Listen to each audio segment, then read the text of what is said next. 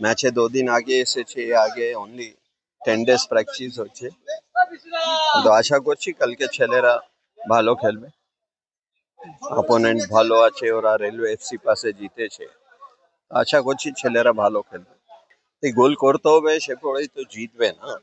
আর গোল করা means opponent B football খেলছে, এনেকে ইজি আছে। আমরা সুযোগ পেয়েছিল, কাছে লাগেনি।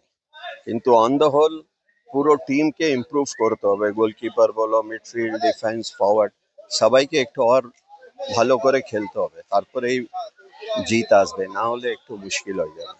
ভালো টিম আছে, কিছু খেলা দেখেছি আমি, দুটো লং রেঞ্জ থেকে গোল হয়েছে, ইয়াং সাইড আছে। সব টিমই ভালো আছে, যে কোনো অপোনেন্ট ইম্পর্টেন্ট আছে। এটা বলা যাবে না এটা উইক ওটা আর ওটা।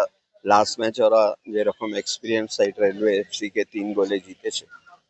আমরা বি আশা করছি ছেলেরা যে ম্যাচ লাস্ট খেলেছে ওর থেকে ভালো খেলে। কমপ্লেন করা কিছু নেই, যা আছে ওই করতে হবে।